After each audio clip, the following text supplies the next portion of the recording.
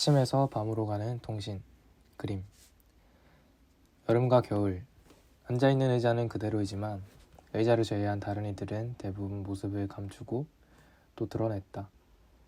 선풍기의 자리에는 라디에이터가, 바람막이의 자리에는 패딩이, 지긋한 온기의 자리에는 지독한 냉기가 서려 있다. 여름은 살아내기 지겹고 겨울은 살아내기 힘겹다.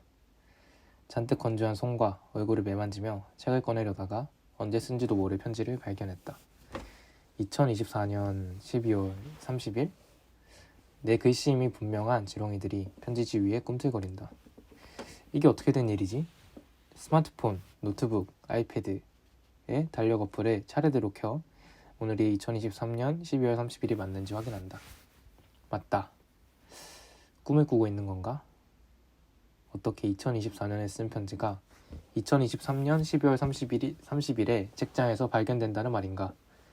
뭔지는 몰라도 읽어봐야 할 갈피가 잡힐 것 같다. 놀란 가슴을 쓸어내리며 물을 한 잔 따라 마시고는 안경을 닦는다. 인터스텔라에서 봤던 일이 내게 일어나고 있는지도 모른다. 편지가 시작됩니다. 2024년 12월 30일. 23번째 12달이 문을 닫기까지 하루가 남았다. 시간으로는 지금이 10시 30분이니 25시간 30분이 나왔다. 그 중에 7시간은 잠을 잘 것이고 1시간 정도를 잠에 들기 전의 시간, 그리고 깨어나서 전화기를 만지는 시간으로 나눴을 것이다. 그 시간을 빼면 17시간 30분. 나는 7월에 태어났으니 23번째 1월달을 만나기까지 딱 그만큼의 시간이 남았다. 이 사람 쓸데없이 시간 나누는 것에 꽂힌 걸 보니 내가 쓴 글이 맞는 것 같긴 하다. 정말 뭘까 이 편지? 내년에 만나는 사계절은 아마도 이제와는 조금 다를 거다. 자유롭게 가고 싶은 곳 어디든 갈 수 있는 신분이 아닌 어딘가에 묶여 허용된 휴가와 외출, 외박만이 내가 그곳을 벗어날 수 있는 유일한 길이니 말이다. 이곳에서 나는 1년, 그리고 9개월을 지내야 한다. 올해 초에 사 한참 재미를 보고 있는 필름 카메라도, 이제까지 이어오던 사진 작업도 한동안 멈추겠지. 아직 대단한 계획은 세우지 못했다. 2023년을 마무리하며 쓴 일기에 하고 싶은 일에 풍덩 빠져보는 2024년을 보내자고 썼다. 바람은 이뤄졌지만 이제 조금 깊은 바다에서 숨을 쉬는 방법을 알게 된 것 같은데 무트로 나와야 하는 것이 아쉽다. 21개월의 시간 동안 바다에 풍덩 빠질 수 없는 나는 겨우 생긴 아가미의 근육이 퇴화하지 않을까. 이것이 가장 큰 걱정이다. 그래도 집 근처 부대에 갈 수 있을 것 같아 다행이다. 하나 둘 짐을 챙기며 카메라를 품에 꼭 안는다. 아이야, 군대에 가는구나. 무심코 고른 이 텍스트 색깔도 국방색으로 보이네. 이런. 2023년의 마지막 날을 하루 남겨두고 한 해를 돌아보는 글을 썼다. 내년에 대한 기대와 다짐으로 문을 열어서 한 해를 4쿼터로 나누어 쿼터별로 중요한 키워드를 골라 부족했던 부분과 넘쳤던 부분, 그 중에 드물게 발견되는 균형을 이룬 부분까지 돌아봤다. 올해도 작년과 마찬가지로 한 해를 돌아보는 글을 쓴다. 내년에도 올해와 마찬가지로 글을 쓸 정신적, 육체적 여력이 있을 때까지는 매해 이 일을 하고 싶다. 가만히 있어봐. 2023년의 마지막 날은 내일이고 하루를 남겨뒀으면 오늘인데 내가 썼나? 쓸 거니? 1쿼터 1월에서 3월 1-1번 필름 카메라. 평생을 함께할 필름 카메라를 올해 초 만났다. 작년이 끝나갈 즈음 한참 카메라와 사진에 대한 고민을 하던 내게 후보군으로 있던 여러 필름 카메라 중 하나인 콘탁스 G1이 그 주인공이다. 나는 이 카메라를 G9라는 이름으로 부른다. G9는 RF 카메라임에도 자동 초점을 지원하는 지구상에 단 3종류만 존재하는 카메라이다. 후기 모델인 G2가 더 탐났지만 가격이 150만원가량 더 비싸 엄두를 내지 못했다. 사실 G1 모델도 렌즈를 포함해서 70만원대의 가격이 형성되어 있어 G1을 구입하는 것만 해도 큰 무리를 해야 한다.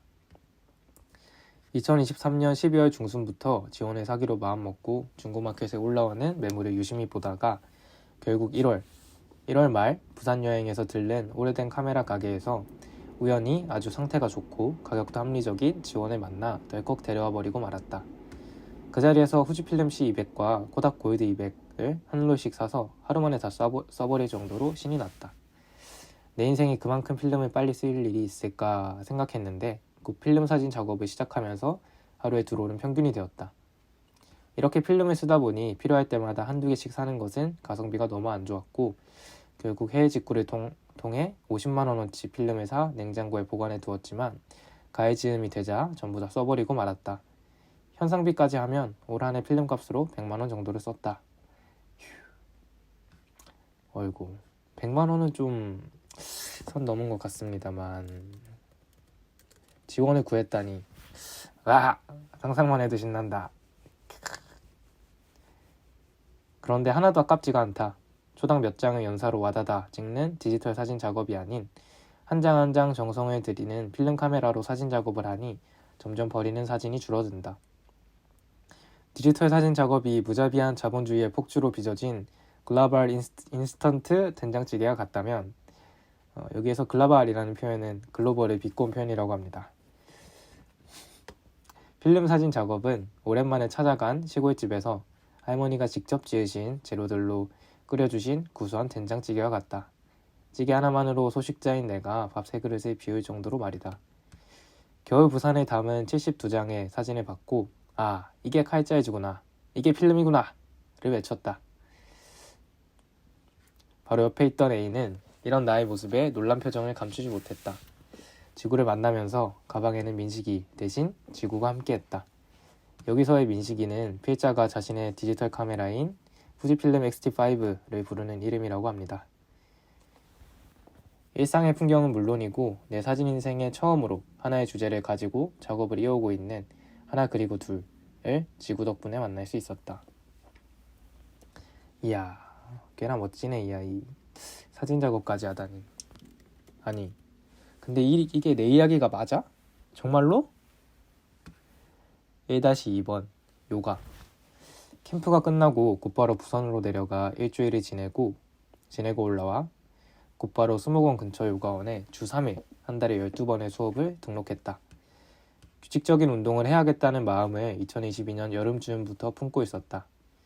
2022년 2학기를 보내면서는 또 정신이 없다는 핑계로 운동을 등록하지 않고 23년 1학기에는 자주 친구들과 놀고 먹느라고 정기권을 끊으면 돈이 아깝겠다고 생각해 미뤄두었고 23년 2학기에는 휴학을 해 캠프에 다녀오고 이전에 비해 훨씬 안정적이고 즐겁게 6개월가량을 보내느라 운동 생각을 떠올리지 못했다.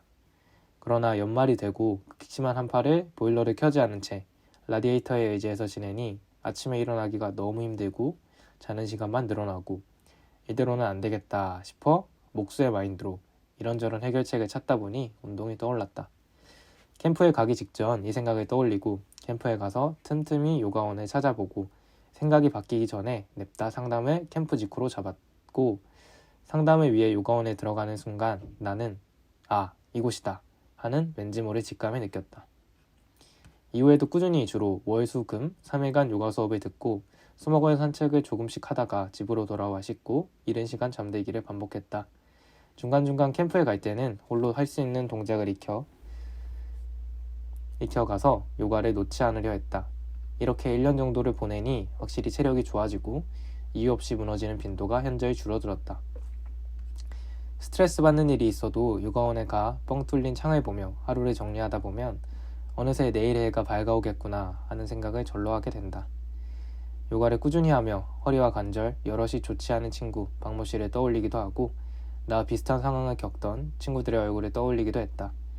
내가 겪은 경험이 정말 귀하고 좋은 경험이라면 그것을 어서 나누고 함께하고 싶은 마음이 잔뜩이다. 그러니 친구들아, 내 손 잡고 요가원으로 가자. 요가원이 아니어도 함께 몸을 일으키고 움직이자. 드디어 요가원 등록을 했구나.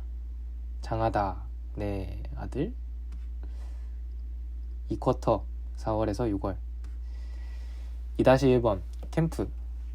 작년 가을 노작부터 숨나학교 노작 캠프에 교사로 참가하고 있다. 작년 10월 화순에서의 10박 11일의 노작, 올해 1월 청계산에서의 20박 21일의 캠프, 4월 원주에서의 노작, 8월 20박의 캠프까지. 순서대로 가을, 겨울, 봄, 여름 4계절을 아이들과 함께 지나왔다. 막연히 생각은 했지만 맥캠프를 다 갔다니 대단하다. 내년에 나 2019년 가을 부산국제영화제 어린이영화제 스태프를 하고는 아이들이 무서웠다.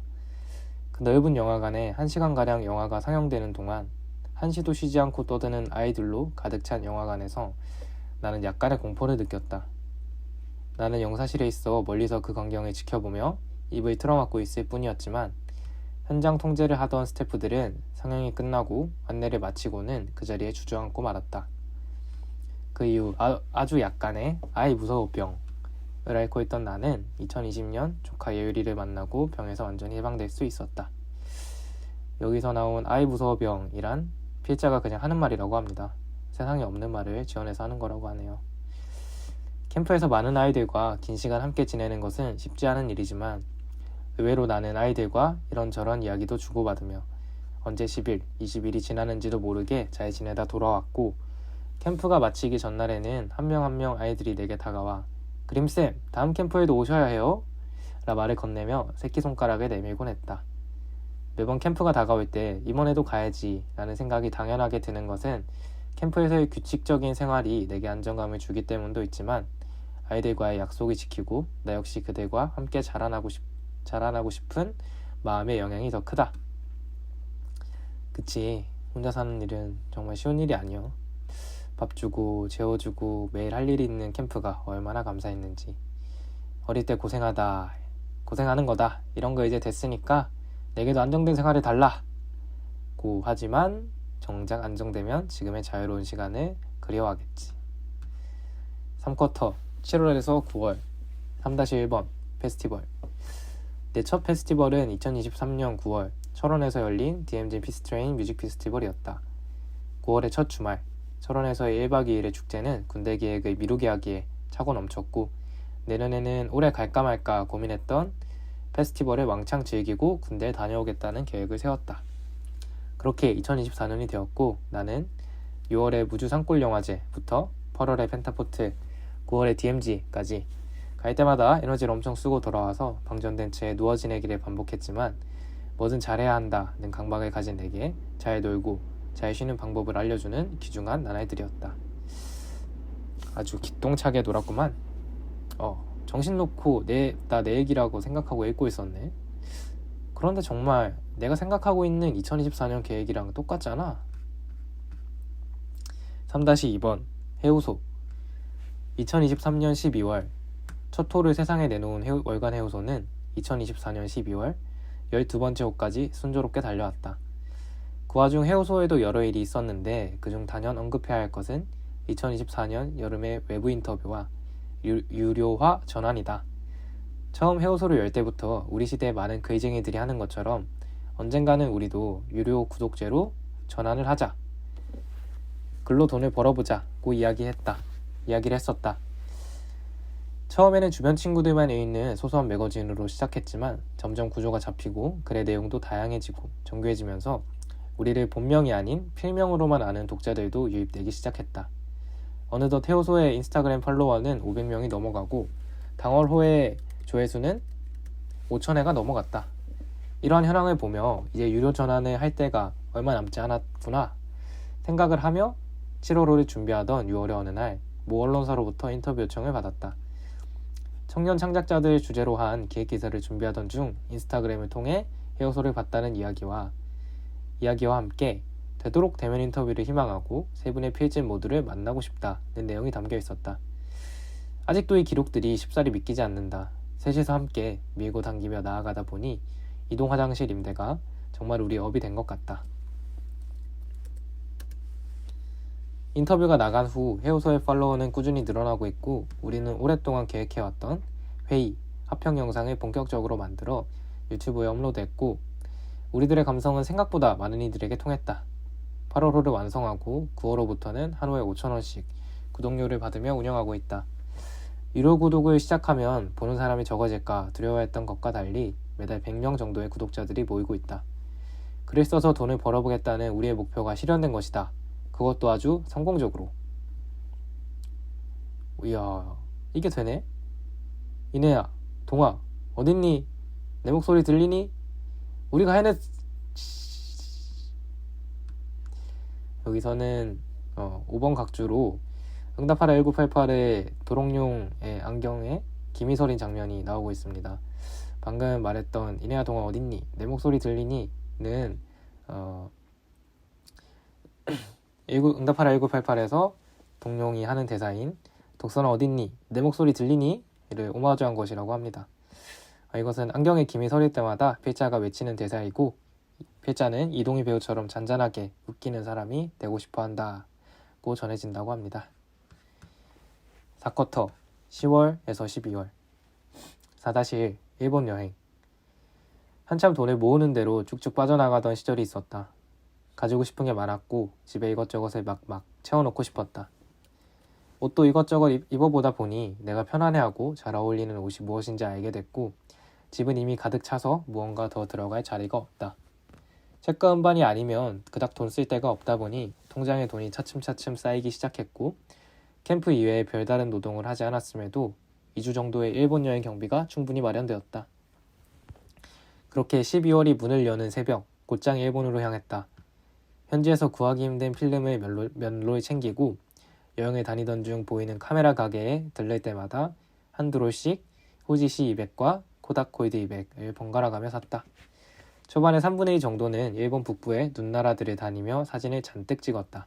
특히 러브레터와 유니에게에서 본 눈나라 오타루에서의 시간들은 너무나 행복한 기억이었다.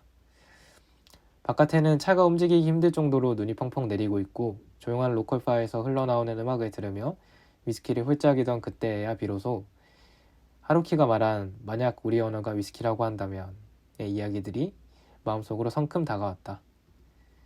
하얀 밤을 지나 햇빛이 비치는 아침이 오면 지구를 담은 크로스백을 메고 아낌없이 셔터를 눌렀다. 숙소에서 나와 식당으로 향하는 20분 정도의 길에 필름 한 롤을 다 써서 벤치에 쌓인 눈을 치우고 거기에 지구를 올려두고 필름을 갈기도 했다. 나머지 3일 정도는 도쿄에서 시간을 보냈다.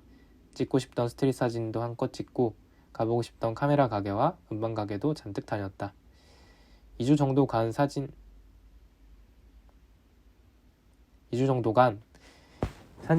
지독하게도 찍어냈고, 한국에 돌아와 현상소에 가니 현상, 스캔비로만 15만 원을 썼다. 혼자서는 이렇게 즐겁고 편안하게 여행하지 못했을 것이다. 함께 카메라를 들고 대체로 서로의 걸음에 맞추면서 또 때로는 각자의 걸음걸이로 담고 싶은 장면을 담으면서 함께 걸어간 사람이 있었기에 긴 시간 다녀온 여행임에도 하루도 빼지 않고 즐거운 나날들로 기억할 수 있게 되었다. 결국 일본도 갔구나. 아이야, 그런데 필름값이 떨어지기라도 했니? 너 어떻게 이렇게 필름을 잔뜩 쓰는 것이야? 아래에는 콘탁스 지원의 사진과 함께 이 뷰파인더와 같은 모양 형상을 그려뒀습니다.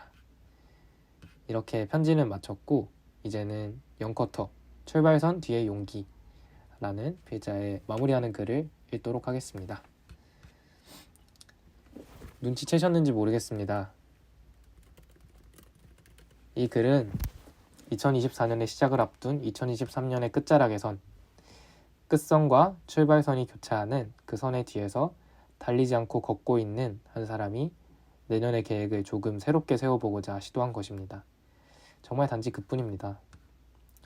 처음 이 글의 구성을 떠올리고는 저의 N적 두뇌를 고려하지 않고 적당히 잘 끊어서 쓸 수 있을 것이라 생각했습니다. 쿼터별 사건을 떠올릴 때만 그러했고, 구체적으로 쓰려고 보니 세세하게 하나하나에 집착하느라 글의 진도는 멈춰 있었고 쓰는 이는 고통받고 있었습니다. 이제 와서 엎을 수는 없으니 할 수 있는 최선을 다해 글을 쓰려 노력했습니다. 많이들 그런 이야기를 하지요. 완성된 글이 가장 잘 쓴 글이다. 물론 그런 면도 있지만 그렇지 않은 면도 있다는 것은 글을 써본이라면 누구나 공감할 것입니다. 당연히 이 글이 가장 잘 쓴 글이 아니라는 것은 저도 압니다. 그러나 이 글이 가장 못 쓴 글이 아니라는 것 또한 알고 있습니다. 이 글을 쓰고자 한 경험 자체가 헛되었다거나 그 시간이 아깝다고 생각하지 않습니다. 두려움도 겁도 많은 제게 다가올 한 해의 일을 미리 떠올리고 상상하는 것은 그 자체로 용기를 주었습니다. 동시에 이 글에 쓰이지 못한 수많은 이야기들이 내년에 제게 찾아올 것임을 알기에 두려움의 상당 부분은 두근거림의 간지러움으로 바뀌었습니다. 이 글이 처음 쓰일 때의 제목은 지직, 여기는 2024년 12월 30일이었습니다. 그러다가 포스터에 들어갈 제목을 골라야 하는 때가 되자 문득 아침에서 밤으로 가는 통신이라는 제목이 떠올랐습니다. 한동안 꽂혀서 듣다가 간간히 듣는 김서울님의 밤에서 아침으로 가는 통신이라는 노래에서 빌려온 것이지요. 주로 추운 겨울은 제게 밤에 가깝습니다. 한 해를 돌아보아도 좋은 일보다는 아쉬운 일을 주로 떠올리게 되는 그런 시간이고 계절이지요. 올해도 대체로 그러했습니다. 한파가 다가오자 걱정거리가 불어나고 걱정거리에 비례해서 잠을 자는 시간은 늘어나고 보일러를 켜지 못해 추운 집에서는 해야 할 일도 훨씬 더디게 진행되는 상황을 탓했다가 스스로를 탓했다가 세상이 미워지기도 하는 이 시간 자체가 고통스러웠습니다. 그 시간을 지나던 중 제목을 정해야 했고 내년 연말은 이제까지와는 다르게 밤보다는 아침으로 지내고 싶다는 생각이 문득 스쳐 지나가며 아침에서 밤으로 가는 통신이라는 제목을 떠올렸습니다. 그 시간을 어찌저찌 지나며 이 글을 완성하기를 놓지 않았더니 결국 글은 페이지 위에 자리를 잡았고 마냥 밤일 것만 같던 저의 겨울도 아침으로 향하고 있습니다. 부디 다음 달의 글은 가장 잘 쓴 글에 가까운 더 잘 쓴 글로 찾아오겠어요. 고맙습니다.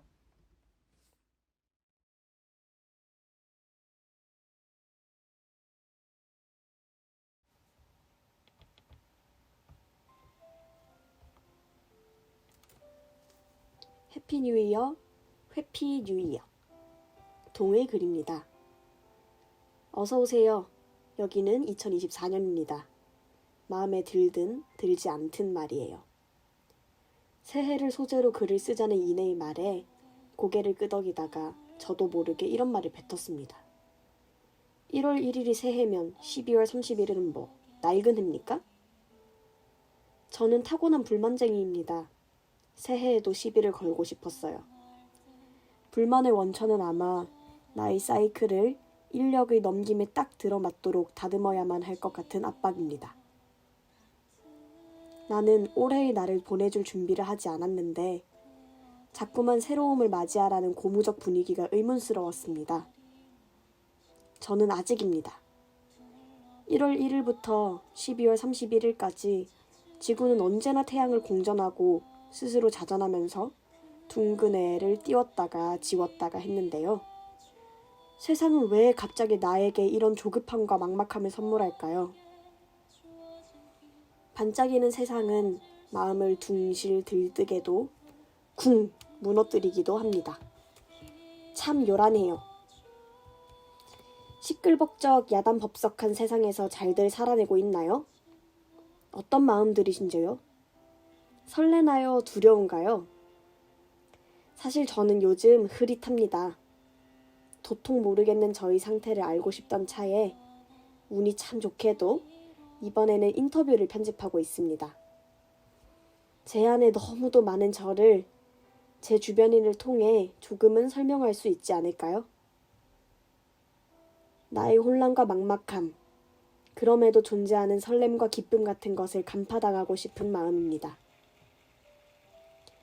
이 글을 쓰면서 내내 반복해서 듣던 노래를 드릴 테니 들으면서 읽으셔도 좋겠어요. 이리로 가나요? 저리로 갈까요? 흐릿함만이 가득합니다. 그림이 제게 남겨준 생일 축하 문구를 빌리자면 한 생명의 삶은 하나의 우주라더군요. 여러분 각자의 우주에서도 해가 뜨고 지겠죠. 그러니 지구의 시간표가 선물하는 조급함에 너무 겁먹지 맙시다.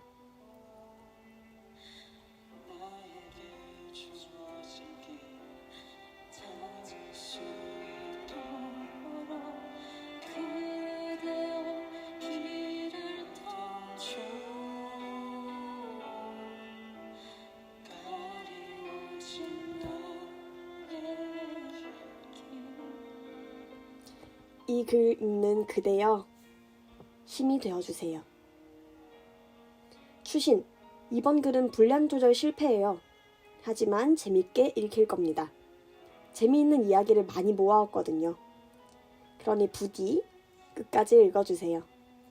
나의 서툰 마음을 보여준 웅성, 동원, 와락, 태현과 현빈에게 감사합니다.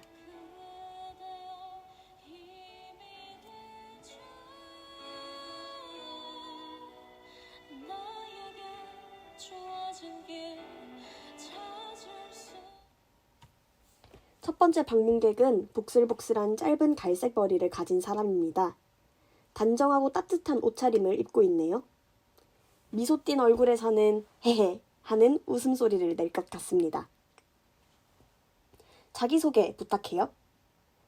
저는 웅성입니다. 휴학생이에요. 음악, 춤, 영상, 기획, 기타 등등으로 뭔가 창작하는 일을 하고 있어요. 웅성이라는 이름을 지은 지는 얼마 안 됐어요. 친구가 그러길 제게 성이라는 글자가 참 잘 어울린대요. 2가지 의미를 설명해줬는데 둘 다 공감했어요. 하나는 제가 타인을 대할 때 차곡차곡 건물이나 벽 같은 걸 열심히 쌓은 성에다가 짜잔 하고 초대하는 것 같아서 그렇다고 했고요. 나머지 하나는 우주를 좋아하는 제 취향을 반영해서 별성이라는 의미도 있대요. 그래서 성을 채택. 그리고 어릴 때부터 좋아한 동그란 글자를 더하고 싶어서 웅성이라고 지었답니다. 네, 웅성씨. 1월 1일을 우리는 새해라고 부르죠. 그럼 12월 31일은 낡은 것으로 생각하세요?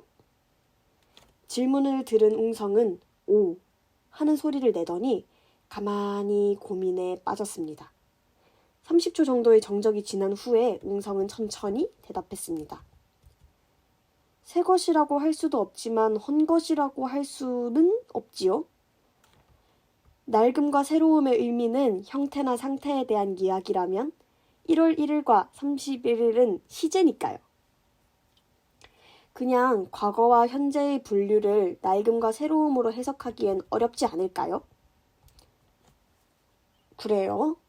그럼 낡음과 새로움을 구분하는 기준은 뭔가요? 웅성은 또 한 번 오 하고 눈을 대굴대굴 굴렸습니다. 한참의 고민 끝에 웅성은 대답했어요. 새로운 상태는 오래되지 않은 것, 낡은 것은 오래된 것이죠. 멋쩍게 웃으며 새로움과 낡음을 분류하고 언어화하는 게 얼마나 어려운지도 덧붙였죠. 어렵네요. 제가 확신을 못해요. 웅성은 아주 확신하는 어조로 말했어요.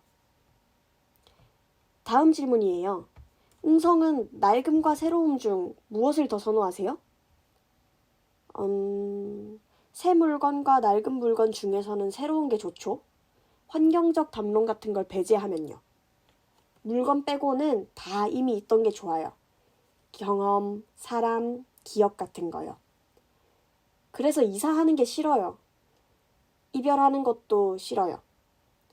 물건, 공간, 사람, 그 대상이 뭐든 이별하는 건 전부 심적으로 어려워요. 기왕이면 나의 일상이나 기반을 익숙하게 유지하는 상태에서 새로움을 받아들이고 싶어요. 웅성에게 낡음이란 곧 익숙함과도 같은 말 같아요. 웅성이 지키고 싶은 익숙함이 있나요? 오, 맞아요. 그래서 저한테 낡은 게 소중하고 중요해요. 지키고 싶은 익숙함은 지금의 제 상태예요. 스테이블한 상태를 성취한 지 얼마 안 됐어요. 이전까지는 제가 어떤 상태인지 파악하는 데에 이 힘을 많이 썼거든요. 그런데 요즘은 제 건강한 상태를 정의하고 확인해준 상황이라서 여기서 변동이 없으면 좋겠어요. 혹시 그럼 피하고 싶은 새로움도 있어요? 1살 더 먹는 거? 압박이 점점 조여오니까요. 더 자유롭게 놀아서는 안 될 것 같은 기분. 내년에 졸업하고 다음에는 당연히 취직이 와야 할 것 같은 기분. 합법적으로 놀 수 있는 시기는 이제 없어질 것 같은 기분. 올해 끝내지 못한 것을 후회하고 성찰하는 고통을 느끼고 싶지 않은 이 기분. 그 누구도 정해주지 않은 데드라인이지만 스스로 괴로워하는 이 기분. 웅성은 문장마다 크레센도로 말하다가 결국엔 절규했어요. 사실 시간의 흐름은 피할 수 없잖아요. 나이를 먹는다는 것도 사회적 합의이다 보니까 한 살 생길 수밖에 없고요. 여기서 피하지 못하면 즐겨라 라는 문장이 웅성한테 어떻게 다가가나요? 웅성은 뭔가를 포기한 사람처럼 한숨을 쉬었어요. 기왕이면 피할 방법을 강구하는 게 맞죠. 하지만 저희 성격은 피할 수 없으면 즐기는 게 더 맞는 성격이에요. 피하는 것도 에너지가 필요한 일이잖아요.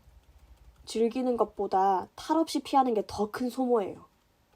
피함으로써 생기는 어떤 반작용도 예상하고 견뎌야 하는 게 저한테 너무 큰 스트레스예요. 그런데 마지못해서 새해를 맞이하면서 새해를 그렇게 즐겁게 축하하는 건 왜 그럴까요? 웅성, 저한테 질문하신 거예요? 아니요? 그냥 혼잣말. 제 생각에 새해를 즐겁게 축하하는 건요. 피할 수 없으면 즐기라는 말이 그대로 표현되는 형상 같아요. 새해는 정말로 피할 수 없으니까 그냥 즐기자는 거죠. 사실 해체해보면 특별한 날도 아닌데 그냥 이름 붙여서 축하하잖아요. 그래서 새해에 다짐하는 사람들이 많은 것 같아요. 올해는 꼭 건강해야지. 올해는 진짜 행복해야지. 이런 것들요. 사람들이 새해에 다짐하는 이유는 새해가 시작으로 정해져 있기 때문이라는 거죠? 그렇죠. 시기적으로 새로운 것만 같잖아요. 대한민국의 성과 중심주의가 사람들로 하여금 다짐을 하게 만드는 것 같기도 해요. 특히 갓생 살기에 대한 다짐을 너무 독촉하는 것 같아서 안타깝고 힘들어요. 맞죠. 우리는 어떤 성과나 기능을 위해서 이 세상에 태어난 게 아닌데 말이에요. 웅성은 무언가 새해를 맞이해서 다짐한 게 있나요? 네. 2023년 다짐이 여럿 있기는 한데 다이어리가 없어서 지금 당장은 몰라요. 적어놓은 걸 보지 못하면 기억조차 못하는 다짐. 2024년 다짐도 말하고 싶은데 아직 없어서 말 못해요.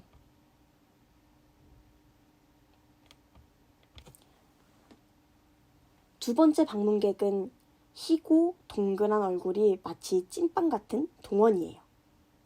인터뷰 당하는 게 어색한 사람답게 머쓱한 표정으로 따뜻한 초콜릿 음료를 홀짝거렸습니다. 간단히 자기소개해주세요. 성공회대 마지막 학기에 재학 중인 권동원입니다. 인터뷰어인 동이 제 인터뷰에 많이 응해줬잖아요. 그래서 은혜를 갚으러 나왔습니다. 인터뷰 당하는 건 역시 조금 어색하네요. 동원은 비단 인터뷰 품앗이만이 유일한 이유는 아니라는 듯이 덧붙였어요. 그리고 월간 해우소 1호를 보니까 재밌더라고요. 네, 이러나 저러나 감사합니다. 벌써 12월 중순이에요. 한 해가 가고 새해가 다가오고 있죠. 1월 1일을 우리는 새해라고 부르잖아요. 그렇다면 12월 31일은 낡은 해라고 생각하세요? 동원은 아주 오랫동안 고민했어요. 그 모습이 웅성과 겹쳐 보였죠. 낡은 해라고 생각해 본 적은 없는 것 같아요. 저는 올해 겪었던 지나간 일들을 많이 생각하기 때문에 이게 낡은 해라고 생각하지는 않아요. 그럼 낡은과 새로움을 구분하는 기준은 뭘까요? 카페에 한참의 정적이 흘렀어요. 동원은 오랫동안 뜸을 들이다가 대답했죠. 저는 이분법적 요소 사이에는 반드시 회색지대가 있다고 생각해요. 세상을 살펴보면 사실은 회색지대가 만물의 대부분을 차지하잖아요. 회색지대의 모호함을 인정하고 싶지 않은 사람들이 모든 존재를 이분한다고 생각해요. 그래도 나눠보자면 새로운 것은 본질 그 자체를 의미하는 것, 그 외의 모든 상태는 다 낡음이라고 정의할 수 있겠어요. 사실 낡았다는 것은 거의 못 쓸 정도의 것을 설명하는 거잖아요. 새로움과 낡음 사이의 회색지대를 상정하지 않는다면 중간의 단계를 전부 생략하는 거라서 굉장히 이상한 구분이 된다고 생각합니다. 아주 흥미로운 통찰이네요. 맞아요. 세상에는 새로움과 낡음만이 존재하는 게 아니죠. 크게 공감합니다. 하지만 저는 지금 세상을 억지로 둘로 나눌 거예요. 동원에게 새로움과 낡음 둘 중에 더 선호하는 걸 고르라고 한다면 무엇을 선택하실래요? 저는 낡은 걸 더 좋아해요. 새롭다는 건 경험해보지 못한 거잖아요. 전 그런 게 조금 두려워요. 내가 무언가를 처음 시도한다는 두려움. 이 새로움이라는 상태를 망가뜨린다는 사실 자체가 두려워서 낡은 게 좋습니다. 동원은 어려운 면접을 보는 것처럼 깊이 생각하며 말을 정리하고는 느리게 대답했어요. 동원의 말을 받아 적으며 그의 말 마디마다 찍힌 쉼표가 듣기 좋다고 생각했죠. 새로움이 두려워서 낡음에 더 많은 애정이 간다는 건 낡음으로부터 더 많은 안정감을 느낀다는 말과도 같이 들려요. 동원이 유지하고 싶은 낡음이 있다면 무엇인가요? 사실 타인이 써서 낡아버린 것은 별로 좋아하지 않아요. 제가 써서 낡은 것은 애착이 가요. 내 경험이 묻은 낡음, 나로 인해 생긴 낡음을 사랑해요. 알게 모르게 책임감도 느껴요. 물건에 대해서요? 네, 저는 물건을 오래 쓰는 편이에요. 노트북이랑 마우스 같은 전자기기도 오래 쓰면 얘네가 저로 인해서 망가지고 낡아버리잖아요. 그럴 때 얘를 새 친구로 바꾸기가 괜히 미안해요. 본가에 있는 낡은 노트북도 그래요. 동해에 갈 때마다 그 친구 위에 쌓인 먼지도 털어주고 충전도 해주고요. 잘 보이는 곳에 두고 돌아와요. 동원은 자기 시간이 다 낡은 물건을 끝까지 얘 혹은 그 친구라고 칭했어요. 마치 오랫동안 애틋하게 여겨온 생물 친구를 소개하는 투였죠. 동해에 있는 노트북을 꺼내어서 쓰다듬는 동원의 모습은 흡사 어린 동물이 씻고 먹고 자는 것을 돕는 모양일 거예요. 공간이 달라질 때도 힘들겠어요. 이사 같은 거 할 땐 괜찮아요? 이사할 때도 당연히 엄청 힘들어요. 어린 시절 이사할 때도 제가 하도 버거워하고 거부했더니 이제는 집 이사를 제가 없을 때 하더라고요. 동원이 없을 때 빨리 옮겨버리자 하나 봐요. 그런데 이게 또 문제예요. 제가 없을 때 이사하면 너무 많은 물건이 한 번에 사라져버려요. 그럴 때는 오히려 떠나버린 물건을 하나하나 추억하면서 슬퍼할 겨를도 없어요. 이게 뭐야? 내 거 다 어디 갔어? 하고 찾느라고 급해요. 낡음을 사랑하는 동원에게도 털어내고 싶은 낡음이 있을까요? 저 자신이 낡아가는 것은 싫어요. 몸이 낡아가는 것, 늙는 것이 더 맞는 표현일까요? 아무튼 신체가 노화되는 것은 슬프지 않아요. 그런데 생각이나 관념, 기술이 낡아버리는 건 정말 못 참겠어요. 내 생각이 낡았다면 그건 최대한 빠르게 버리고 싶어요. 그리고 새롭게 채워 넣어야 한다고 생각해요.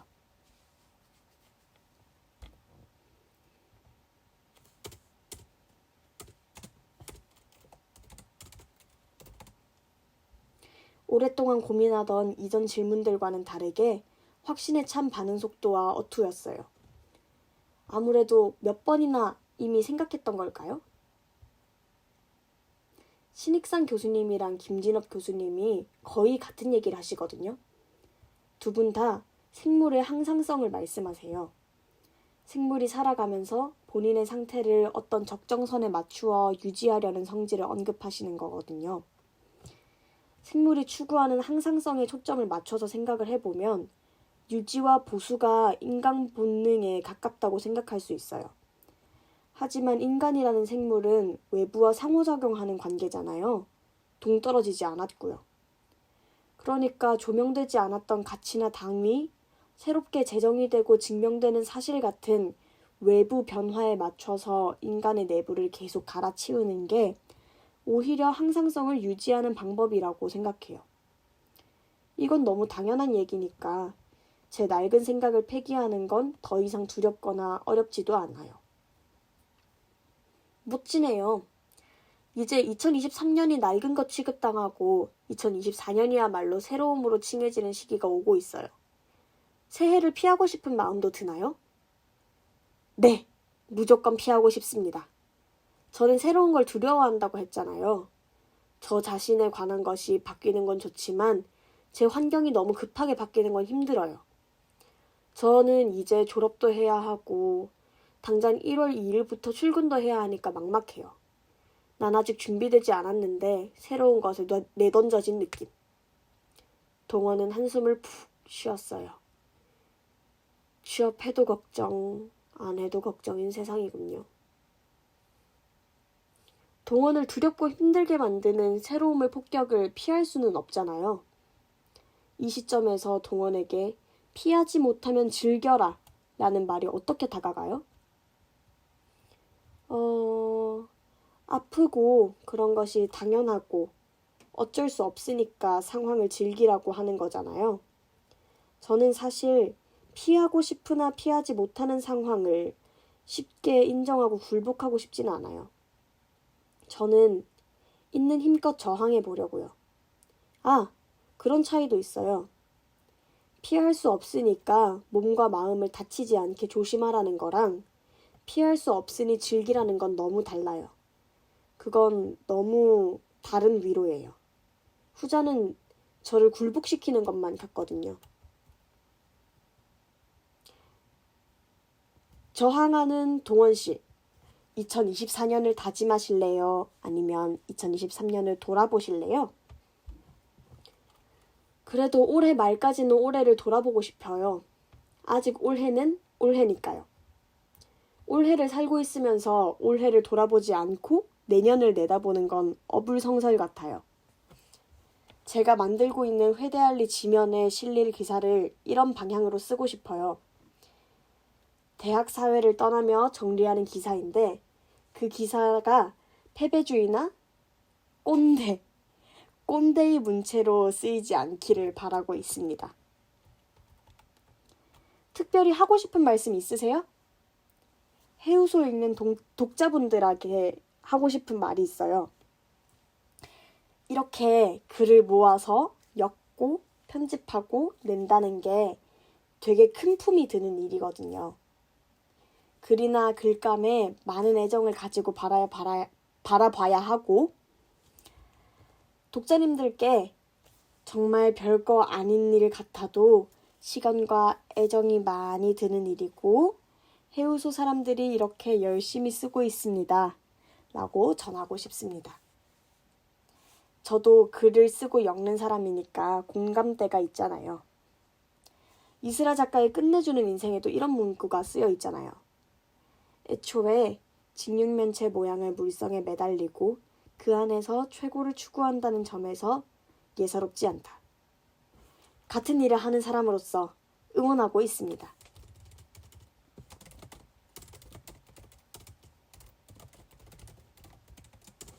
엉망진창 작가이자 우당탕탕 인터뷰 에디터이자 포토샵 초보 표지 디자이너이자 해우소의 첫 독자인 동원의 말에 사르르 녹아버렸어요.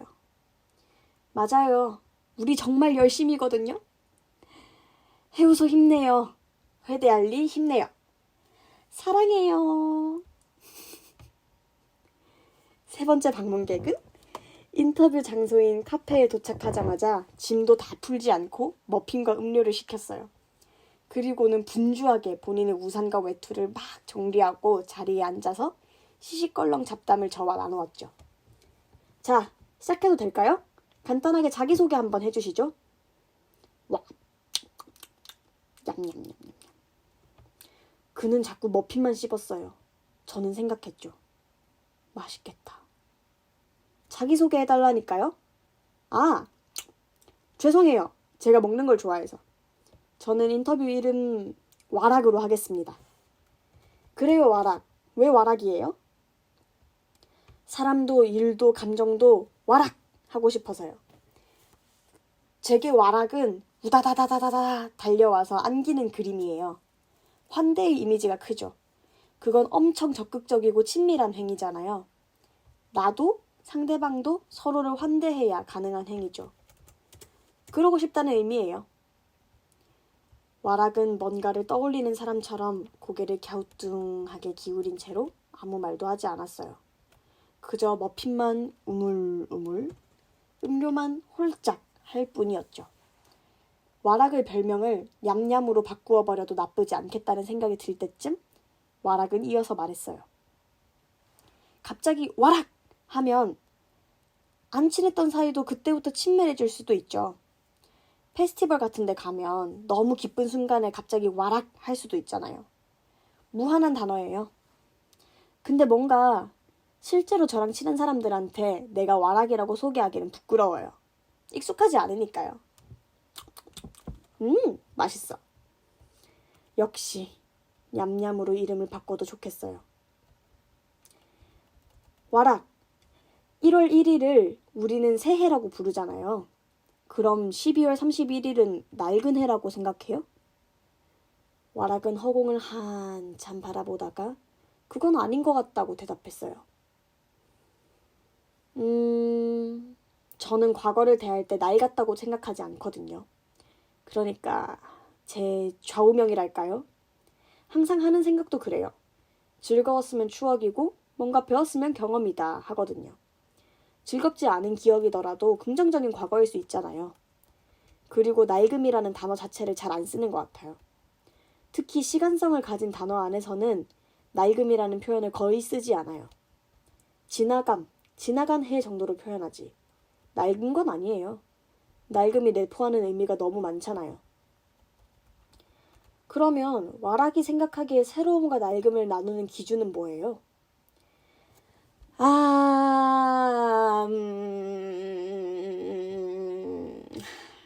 제가 낡았다고 칭하는 건 부정적 언어의 표현이에요. 특히 제가 아쉬움이나 질투를 느낀 것에 대해서 낡았다고 표현하는 것 같아요. 세상에서 발생하는 사건들이 언제나 모두에게 똑같이 새롭질 않잖아요. 그래서 내가 선택해보지 못하고 지나친 것을 낡았다고 표현해요. 제가 새로움과 낡음을 가르는 기준은 내가 선택했느냐, 안 했느냐 같아요. 더 정확히는 그 선택을 했던 나를 새로움과 낡음으로 구분하는 것 같아요. 내가 선택함으로써 계속 새로워지고 선택하지 않음으로써 계속 낡아가는 거죠. 새로움을 발견하고 경험했기 때문에 당신에게 새롭다는 거죠? 미지의 존재를 새롭다고 생각하는 사고와는 완전 반대네요. 맞죠? 선택했기 때문에 발생하는 모든 일은 곧 새로움을 만들고 발견하는 거라서 새로워요. 그에 비해 낡음은 선택해보지 않아서 후회하는 것들이에요. 할지 말지 고민하다가 하지 않은 것은 이후에 후회나 미련으로 남잖아요. 그런 상황을 복귀할 때 낡았다고 칭하는 것 같아요. 낡았다는 말을 잘 쓰진 않지만요. 이게 또 굉장히 경험주의적인 거죠. 사실은 이 새로움과 낡음의 이분법도 실제론적 사고관에서는 그래요. 와락은 말을 이어나가지 않고 바람 빠진 풍선처럼 왱 소리를 내더니 입을 꾹 닫았어요. 아마도 공부한 내용을 예로 들어서 설명하려다가 이야기가 너무 길어질 것 같아서 스스로 멘트 길이를 조절했나 봐요. 동은 와락의 대답을 듣고 선택이 새로운 우주를 열어내는 내용의 영화 Everything, Everywhere, All at Once와도 닮은 사고관이라고 생각했어요. 저는 해본 일은 웬만하면 후회하지 않아요. 안 해본 것에 대한 후회는 좀 있죠. 선택이라는 행위 자체가 시간성이랑 맞닿아 있잖아요. 어느 순간에 선택할 것이냐, 이게 중요한 문제죠. 예를 들면 인생은 타이밍이다 같은 문장도 떠오르네요. 우리는 맨날 이런 생각을 하면서 살잖아요. 만약 내가 그 이슈를 한 달 전에 만났으면 뛰어들었을까? 2주 전에 친구랑 대화했다면 싸우지 않았을까? 하고 고민하죠. 10분 전이 타이밍이었던 것 같은데 망했다 생각하게 되게 되는 고백 같은 것도 있고요. 아, 연애하고 싶나 봐. 자꾸 고백 얘기하고 앉았네. 와락은 갑자기 본인의 신세를 조금 한탄했어요. 와락, 힘내요. 좋은 인연이 있을 거예요. 너무 상투적인 위로인가요? 새로움과 낡은 중에서 더 끌리는 건 뭐예요? 와락은 머핀을 한 입 가득 물고 씹으면서 한참 고민했어요. 꿀떡 삼키더니 말을 이어나갔죠. 저는 새로움이요. 변화하려는 욕구, 나아가려는 욕구가 엄청 강해요. 머물러 있는 상태는 없다고 생각해요. 사람과 상황은 매 순간 더 나아질 수 있다고 봐요. 자기계발, 발전 같은 뻔한 것만이 아니라요. 감정을 발견하는 것, 안정을 찾는 것 같은 것도 포함해서요. 의지와 무관하게 어떤 방향으로든 나아갈 수밖에 없어요. 낡음은 나아진 지금의 나의 시점에서 볼 때 미숙했던 나, 미숙했던 시간, 부족했던 나라서 싫어요. 낡은 생각이라는 용례에서의 낡음이 제가 받아들이는 낡음이에요. 저는 정체된 것과 아닌 것으로 세상을 이해하고 있어요. 그래서 거기에 적용하면 새로움과 낡음 중에 새로움을 선택하는 거죠. 새로움을 선택한 와락, 당신이 맞이하고 싶은 새로움이 있어요? 근데 저는 그건 언제나 사람이었어요. 구체적으로 사람은 아닌데. 잠시만요. 일단 사람은 아니에요. 취소. 다시 할게요. 고민 좀 해볼게요. 와락은 확신에 차서 대답했다가 그것을 무마하려고 횡설수설하다가 갑자기 침묵했어요. 와락, 대답해주세요. 당신에게 와락 하고 안겼으면 좋을 것 같은 새로움이 무엇인가요? 미래가 보이지 않아. 와락과 저는 같이 탄식했어요. 한참 고민한 뒤에 나온 대답이 미래가 보이지 않아 라니. 와락의 사고 회로를 알 수는 없는 일이죠. 하지만 예상해 보건대 맞이하고 싶은 새로움을 떠올리며 미래를 생각하니 막막해졌나 봐요.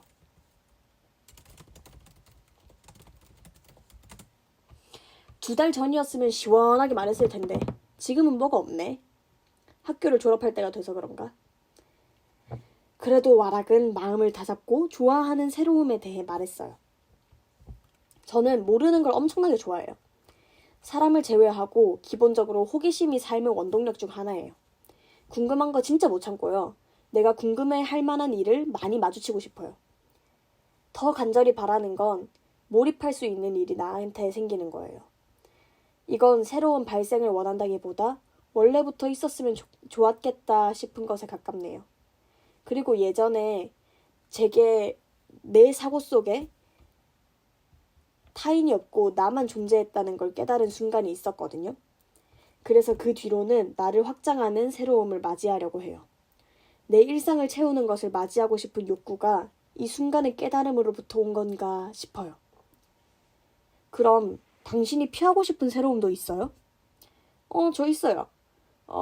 저는 표정이 굉장히 투명하거든요. 맞아요. 저는 세상에서 가장 표정이 투명한 사람으로 인해 동, 와락, 셋을 꼽을게요. 피하고 싶은 새로움은 나를 불편하게 하는 새로움이에요. 그걸 받아들일 때 컨트롤이 잘 안 돼요. 그 불편한 새로움을 시간이 걸려서 받아들일 수도 있긴 해요. 하지만 즉각적으로 수용하기는 어렵죠. 그래서 불편한 새로움이 생겨나거나 발생하고 마주쳤을 때 혼자 있으면 괜찮지만 사람들이랑 같이 있을 때라면 그건 조금 부담스럽죠. 바로 그 자리를 탈출해야죠. 그렇군요. 혹시 새해도 피하고 싶던 적이 있어요?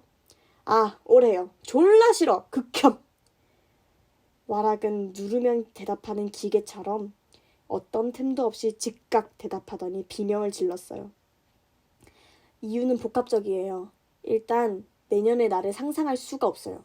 상상을 너무 다양하게 하니까 안 하는 거랑 똑같아요. 선택지가 너무 많으면 없는 거랑 차이가 없어요. 에리히 프롬의 자유로부터의 도피가 읽고 싶어지네요. 더 현실에 밀접한 문제를 따지자면 일단 내년에 뭘 할지 모르니까 주거 문제 해결이 안 돼요. 더 정확하게는 어디에 살아야 하는지 못 정했어요. 저는 원래 지방에 살았었거든요. 서울에 살 거냐, 지방으로 돌아가느냐 이거죠.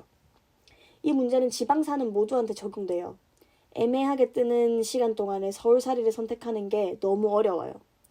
서울에서의 삶 자체가 기회비용을 발생하게 만들어요. 그리고 저를 보고 이렇게 말했죠. 아마 당신도 그렇게 될지도? 아직이에요. 전 이제야 4학기 마쳤다고요. 한참 남긴 했네. 근데 뭐 당신 군대는 안 갈 거니까 2년은 금방 가던데. 혹시 모르는 일이죠. 류호정 씨 공약 못 보셨어요? 겠냐? 서결증이라면 내년부터 됩니다 할 수도 있겠네요. 갑자기 30대 내의 모든 청년의 입대. 늙은 사람부터 가겠죠. 근데 진짜 내년은 졸라 싫어. 현실적 내년은 진짜 최악이에요. 내가 만약 갑자기 콘텐츠 대기업 같은 데 입사한다 그러면 내년 졸라 좋아. 사랑의 내년. 내년이 올 때까지 신나게 놀 거야. 보고서 던져. 사실 저는 아직도 종강 못했거든요. 졸라 싫은 2024년도가 와락을 많은 번뇌와 함께 피할 수 없이 다가오고 있어요. 피할 수 없으면 즐기라는 말이 와락에게는 어떻게 가닿나요? 저는 피할 수 없으면 즐기라는 생각 합니다. 어쩔 수 없으니까. 근데 피할 거면 열심히 피하지 뭘 피할 수 없어. 어쩔 수 없는 상황은 우리가 그 단어를 사용하는 것만큼 많이 일어나는 상황이 아니라는 거예요. 어쩔 수 없었다 라는 말은 내가 그 상황에 그만큼 에너지를 쏟지 않았다 라는 말로 들리기도 하니까요. 하지만 애초부터 문제적인 구조는 분명히 존재하죠. 구조나 환경이 내 일상에까지 영향을 주는 순간들도 있고요. 그럴 때 그 구조를 즐기라고? 말이 안 되죠. 미치든지 피할 수 없으면 미치든지. 그래도 진짜 어쩔 수 없는 거 아니고서는 즐기는 게 맞는 것 같아요. 그런데 이런 생각을 하는 것도 제 특권 같긴 해요. 어쩔 수 없는 상황이 진짜인지 아닌지 따져보는 것도 그렇고 그냥 즐겨! 라고 속 편하게 말할 수 있는 것도 그렇고요. 이런 생각을 하죠. 나 진짜 꽃밭에서 열심히 살았구나. 예전에 어떤 친구가 저한테 우두머리 남성이라고 하는 거예요. 그런데 그 말이 뭘 내포하고 있는지 알겠더라고요. 내가 이렇게 말할 수 있는 것도 사실은 내가 살아온 궤적, 내가 받은 교육, 내 가정 배경, 그리고 우두머리 남성성을 포함하는 결과겠죠. 우두머리 남성이라니. 아마 헤게모니를 한국어로 직역하면 저런 단어가 등장하겠죠. 슬프게도 웃기게도 그 단어와 너무나도 잘 어울리는 와락을 떠올리면 웃음이 나와요. 와락, 올해를 돌아볼래요? 아니면 내년을 다짐할래요? 그거 되게 괜찮은 질문이네요. 감사합니다. 저는 지금 내년이 너무 싫어요. 그래도 내년 오잖아요? 그래서 저는 내년을 위한 동력을 얻기 위해서 올해를 돌아보겠습니다. 다짐은 이미 선택한 사람이 할 수 있는 거예요. 저는 아직 선택을 못해서 헤매고 있거든요. 새로운 선택을 하기 위해 올해를 돌아보겠습니다. 다짐은 이미 선택을 끝낸 사람이 하는 거니까요. 그렇군요. 와락, 더 하고 싶은 말씀 있어요? 하고 싶은 말이라기보다는 궁금한 게 있어요. 오면서 무슨 이야기를 할까? 해우소니까 뭔가 감정 쓰레기통의 역할을 하려는 걸까? 했죠. 그냥 말을 예쁘게 해놔서 해우소지 원래 똥통 하려고 했었다면서요. 변소예요. 그래요? 똥통 아니고 변소구나. 아무튼 감정을 버리는 곳으로 해석할 수도 있잖아요. 그래서 대체 무슨 이야기를 할까? 사람을 존나 긁어서 분출되는 감정을 버리게 할까? 그런 예상을 했죠. 당신이라면 한 귀로 흘리면서 감정 쓰레기통 역할을 해주려나? 약간 기대했어요. 그러려면 제가 상담이나 심리 공부를 어느 정도 이상 해봤어야 할 텐데 그쪽으로는 아주 무지하거든요. 그래서 어떤 마음으로 새해를 맞이하고 살아가나 정도만 여쭸던 거예요. 그렇군요. 저는 할 말 끝났어요. 변소는 해우소의 이름을 확정하기 전에 인해와 동이 만들었던 이름이에요. 그걸 읽은 그림이 변소는 안 돼. 라는 생각으로 해우소란 이름을 들고 왔죠. 똥통이라는 와락의 표현이 아주 틀리질 않았죠. 모두에게는 편안히 해소할 곳이 필요하다는 생각으로 만든 게 해우소니까요. 하지만 우리 글이 똥 같은 글은 아니길 바라면서 이왕 똥이 되었다면 멋지고 따끈한 똥이길 바라면서 열심히 쓴답니다.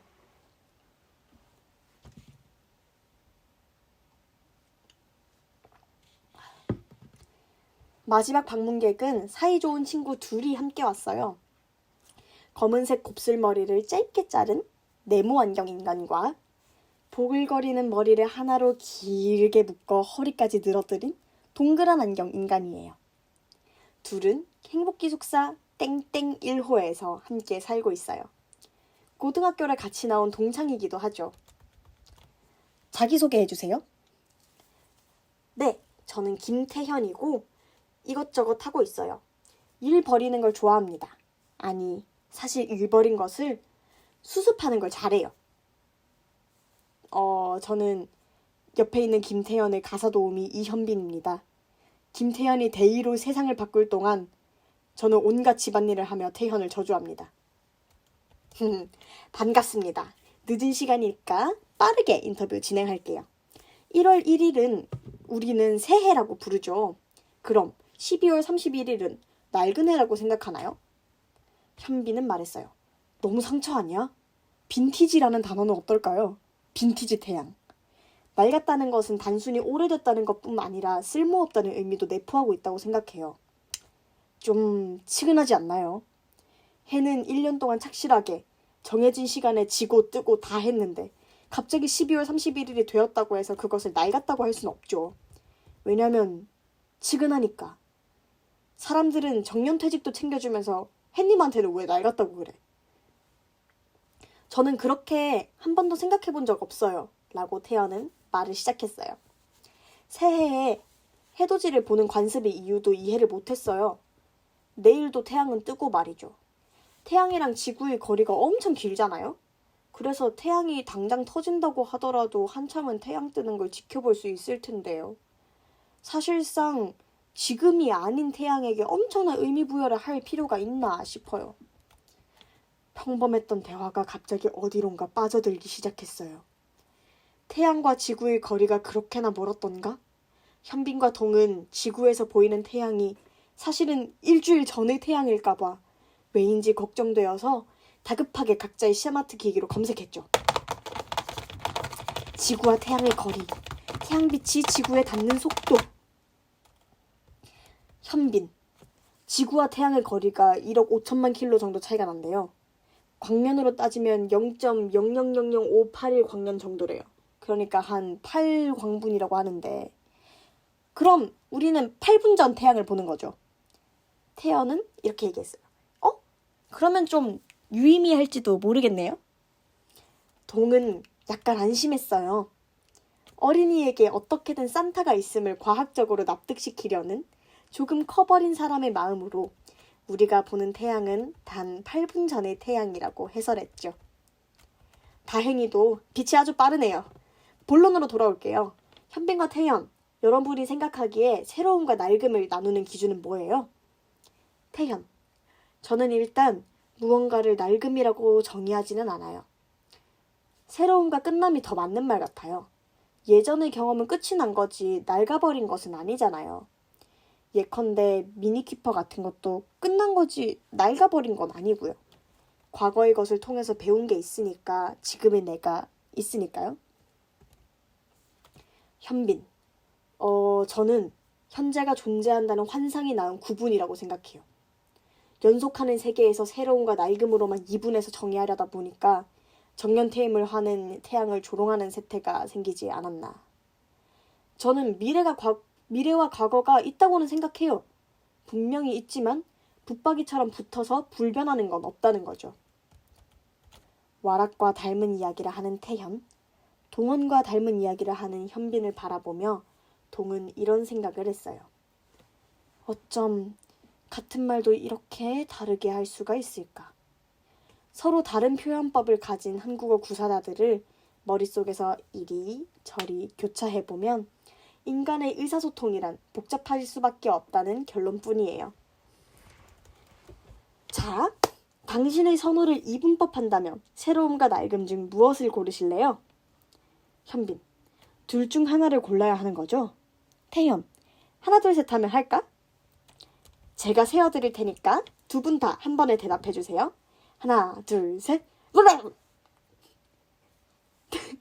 태현은 새로움을, 현빈은 낡음을 선택했어요. 태현, 낡은이가 먼저 해주세요. 현빈은 낡은이라는 명칭에 어떤 저항도 없이 순응하여 대답을 이어나갔어요. 현빈, 예, 저는 과거에 잡힐 것 같아요. 굳이 따지자면 과거에 사는 사람 같거든요, 제가. 제 의지와는 상관없이 과거를 더 선호하고 있네요. 제가 과거를 고르지 않았다면 정신병 약을 이젠 안 먹어도 되겠죠. 자주적 멘트입니다. 헤헤헤헤. 현빈과 동은 우헤헤 웃었어요. 동은 정신건강의학과에 방문해 본 적은 없지만 과거에 집착하느라 피폐해졌던 순간을 기억하거든요. 웃음을 거두자 태현이 말을 시작했어요. 생각해보면 저는 항상 새로운 걸 추구해왔어요. 예전에 배웠던 것을 토대로 바꿔나가는 것 같아요. 도박도 해보고 도전도 해보고 실패도 하면서 성장했다고 스스로 평가해요. 저는 새로움을 추구하는 걸 좋아해요. 저는 새로움으로 말미암아 새로움을 추구해요. 그렇다면 태현, 당신이 맞이하고 싶은 새로움은 무엇인가요?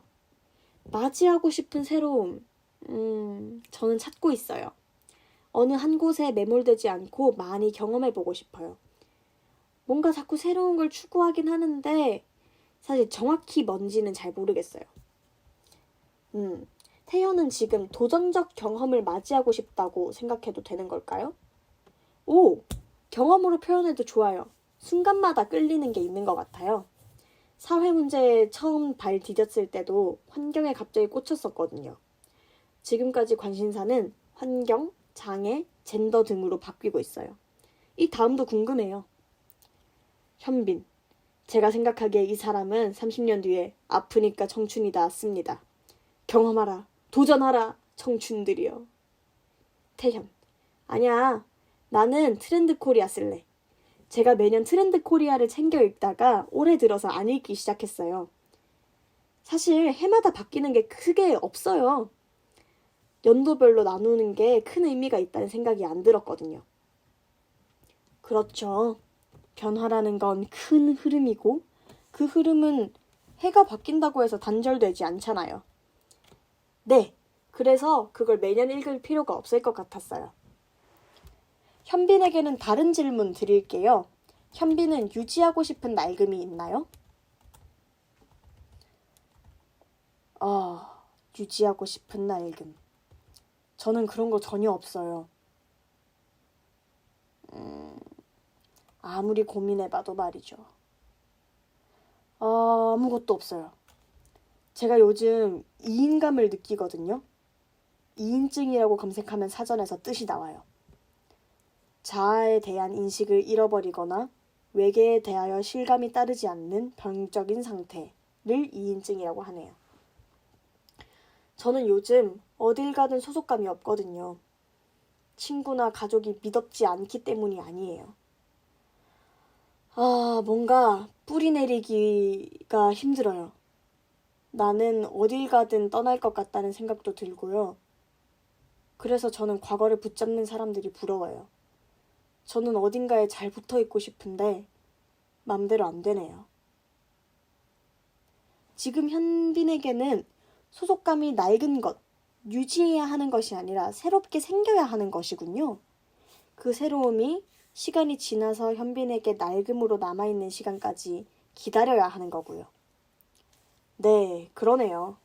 낡음이 필요하기는 하지만 당장 낡음이 있을 수가 없는 상태예요. 태현, 저도 요즘 소속의 문제를 느껴요. 집단에서 일하면서 지금 느끼는 소속감이 없어졌을 때의 상실에 어떻게 대처할지 전혀 모르겠어요. 그런 생각을 하면 어디서 어떻게 활동할 것인지도 막막해요. 활동하지 말고 집안일 좀 하세요.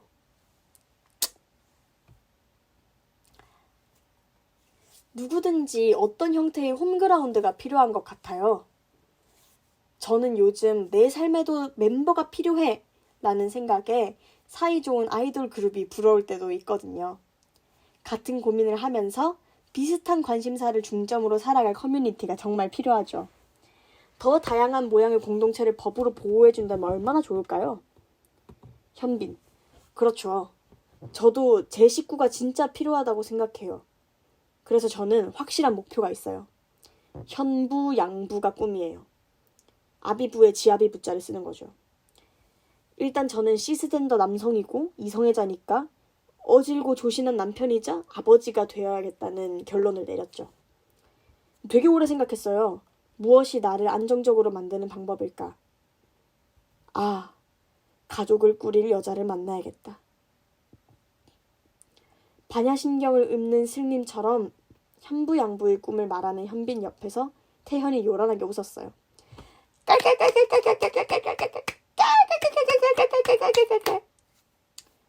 웃지 말아주세요. 하여간 저는 저 없이도 아주 잘 살 사람 옆에서 착 붙어서 서포트하고 싶어요. 가족 해체를 외치는 지금 역행하는 것일 수도 있겠지만요. 지금껏 찾은 것 중에 제일 괜찮은 방법이에요. 나도 약간 비슷해. 아, 끼리끼리 논다고 망했어요. 역시 두 분 아주 다르고 되게 닮았어요. 이제 현빈은 털어내고 싶은 낡음이, 태현은 피하고 싶은 새로움이 있는지 대답하면 돼요. 현빈. 아, 저는 일단 제 방부터 털어내고 싶어요. 저는 새로운 데 가면 능률이 높아져요. 그래서 기숙사 처음 들어왔을 때 의욕이 넘쳤어요. 학위 논문을 당장이라도 써낼 수 있을 것만 같았죠. 그런데 지금은 아휴, 제자리만 엄청 더러워요. 빨래 같은 것도 침대 한쪽에 밀어두고 자기도 해요. 방에 들어가면 일단 빨리 옷을 개고 싶어요. 태현, 저는 항상 새로운 시도마다 두려움이 있어요. 어쨌든 무에서 유를 만들어내야 하잖아요. 그 과정에서 내 부족함을 여실히 깨달을 때 참 두렵죠. 예상하지 못하는 일이 생길까봐 걱정하는 것도 두렵고요. 그런데도 도전할 수 있는 동기는 제 나름대로 긍정적으로 생각하려고 노력하면서 평정심을 유지하기 때문에 생기는 것 같아요. 아, 이 사람이 어떻게 평정심을 유지하냐면요. 기숙사 방 안에 들어와서 감정을 유기합니다. 저 노들 장애인 야학 티셔츠를 입고 방에서는 저에게 악담을 퍼붓겠죠. 야! 아니에요. 태연이 착해요. 전 얘만큼 착한 사람 못 봤습니다. 저희는 서로한테 감정을 투기해요. 서로의 경험을 공유하고 서로 한 귀로 듣고 한 귀로 흘리는 거죠. 태연이 거들었어요. 서로 고민을 해결할 수 없다는 걸 너무 잘 알아요. 그래서 그냥 듣기만 하고 넘기는 거죠. 조언은 필요 없어요. 듣는 게 필요한 거지. 그래야 일상을 영위할 수 있거든요. 둘은 한동안 서로의 감정 쓰레기통이 되어준 서로에게 고마움을 표했어요. 현빈과 태연에게도 새해를 피하고 싶던 때가 있었나요? 현빈, 새해는 모르겠고 내일은 피하고 싶어요. 내일이면 교양과 교양 필수 시험이 있기 때문이죠. 저는 새해라는 거창한 이벤트를 신경 쓸 겨를이 없어요. 당장 내일을 미루고 싶어요. 아, 저는 그냥 해 뜨는구나 싶어요. 저도 순진했을 때는 해돋이 보면서 소원도 빌고 그랬는데 이제는 아무 감흥 없어요. 내일이 무서워요. 미루고 싶어요. 태현, 저는 아직 피하고 싶던 적 없어요. 사실 저는 코로나 이전까지 매년 에버랜드에 갔었거든요. 제가 에버랜드를 엄청 좋아해요. 그게 너무 좋아서 새해보다 새해를 기념하는 에버랜드 이벤트가 너무 좋아서 그게 열리는 날을 기다렸어요. 현빈, 그래도 내일은 오잖아요. 그쵸? 그건 현빈이 피할 수 없는 것일 테고요. 현빈에게 피하지 못하면 즐기라는 말이 어떻게 가닿아요? 많은 걸 피하고 싶어서 오래 고민해보기는 했어요. 그런데 모든 사건은 내 의지로 어떻게 할 수 있는 것과 할 수 없는 것으로 나뉘더라고요. 그러니까 어쩔 수 없는 건 정말 어쩔 수 없는 거죠. 만약에 운석이 행복기숙사 앞으로 온대요. 그럼 어쩌겠어요. 그냥 푹 자야죠. 피할 수 없을 때 무조건 즐겨야 하는 건 아니겠지만 그렇구나 하고 받아들이는 거죠. 하지만 자칫 잘못하면 염세주의적인 태도로 빠질 것만 같아서 할 수 있는 만큼은 해봐야 된다고 생각해요. 이성은 비관하고 감성은 낙관하라 하는 거죠. 이성으로는 운석 어쩔 건데 하는 거지만 감성으로는 어쩌면 저 운석이 용산으로 갈지도 몰라 하고 상상하는 거예요. 자, 여러분, 2024년을 다짐하고 싶어요? 아니면 2023년을 돌아보고 싶어요? 태현, 전 둘 다 하고 싶어요. 이게 올해는 유독 그래요. 올해는 다사다난했지만 추억도 배운 것도 새로운 인연도 많았어요. 올해가 아닌 평소였으면 되돌아보기보다 앞을 내다봤을 것 같아요. 요새는 앞을 내다본다기보단 그냥 있어요. 내년 계획을 세울 때가 좀 됐나? 현빈, 굳이 고르면 돌아보기요. 올해는 많은 경험 덕분에 지평이 좀 넓어졌어요. 20이 넘어가면서 법적으로 성인이 된 거, 전라도에서 서울로 반경이 바뀐 것 같은 변화도 있고요. 예전보다 인사도 외출도 잦아졌어요. 얼렁뚱땅 흘러가는 세상이 재밌어요. 태연과 현빈은 한동안 마주보고 섰습니다.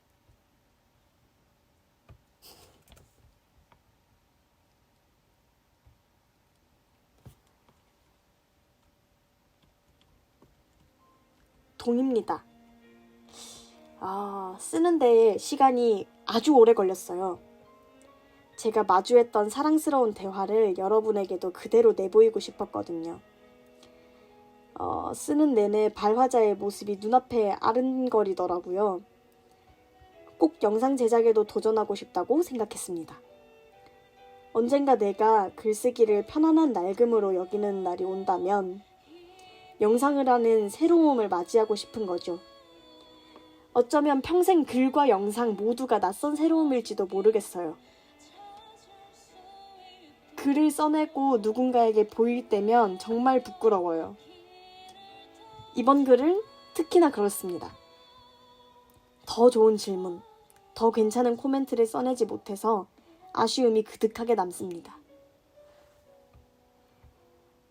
실은 원고 내용을 정리하다가 울었어요.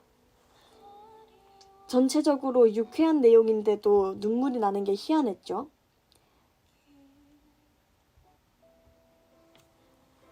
책상 앞에서 엉엉 우는 일은 꽤 오랜만이라서 조금 당혹스러웠습니다. 수학 공부가 너무 어려워서 수능 특강 종이를 다 적시도록 울었던 18살 이후로 처음이에요.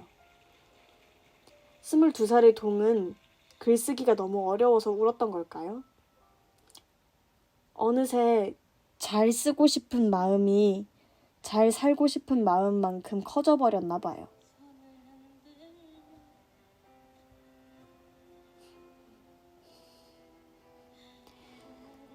질문에 답하던 이들, 그 대답을 읽은 여러분, 사이에서 무엇을 전할지 엮고 다듬는 제가 가진 애처로움이 마음에 많이 남았어요. 반짝이는 슬픔이, 조금씩 달아있는 기쁨이 애틋했어요. 콧물을 한 바가지 풀고서는 이렇게 생각했죠. 멋지고 처연하고 웃긴 우리. 말하고 듣고 쓰고 읽는 우리. 불쌍하지 않은, 동정하지 않는, 흐릿함조차 사랑하는, 용기를 내는 우리. 우리는 서로를 함부로 불쌍하게 여기는 대신에 그저 애정을 쪼개어 먹읍시다. 영지 선생님이 말씀하신 것처럼요. 그래도 불쌍하다고 생각하지 마. 함부로 동정할 수는 없어. 알 수 없잖아. 만족스러운 글을 쓰는 것은 언제나 난처해요. 잘 쓰기 위해 많이 읽는 일은 희망과 절망을 교차로 안에 저를 내던지기 때문에 그래요. 그래도 저는 계속 읽고 쓰겠죠. 기쁨과 슬픔이 제멋대로 뒤섞인 멋진 생을 살고 싶으니까요. 다만 부족한 글입니다. 다만 준비되지 않은 새로움에 내던져져서 두려울 때면, 지긋한 낡음에 지칠 때면 여기로 오세요. 짭짤한 사랑 맛, 달달한 눈물 맛의 글로 당신을 위로하겠습니다. 안녕! 참 좋은 하루예요.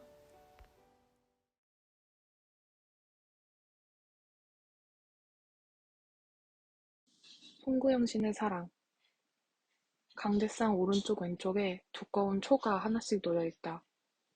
불은 왼쪽에만 붙어있고 올해를 보내는 송구영신 예배를 시작하겠습니다. 지루한 설교는 중략한다. 자, 이제 지난 한 해를 보내고 주님께서 주신 새로운 한 해를 맞아들이며 새로운 해의 초를 밝히겠습니다. 탈칵.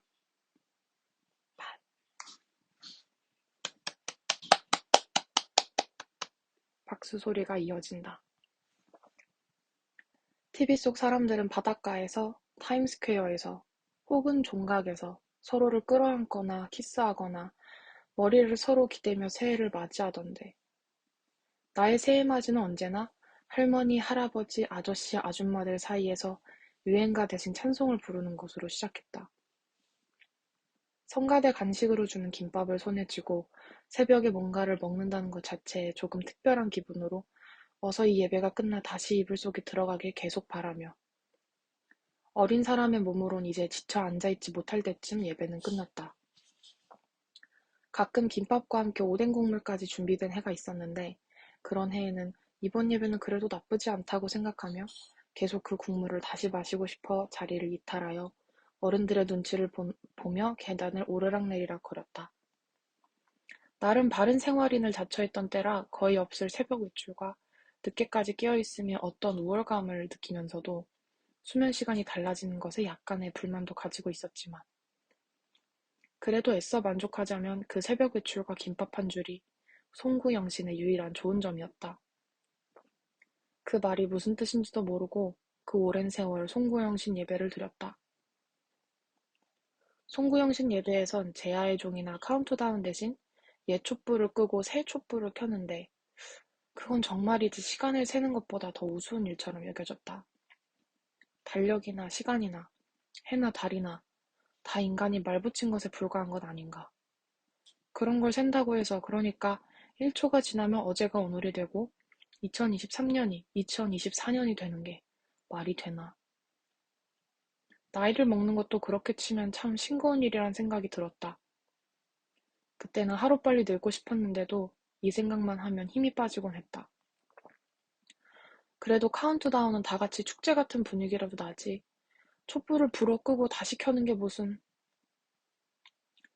흰 가운을 입고 피아노 반주가 흐르는 훈훈한 공기를 가로지르며 촛불에 다가가는 담임 목사님을 침묵으로 응시하는 건 어린 사람에게는 필연적으로 지독하게 지루한 일이었다.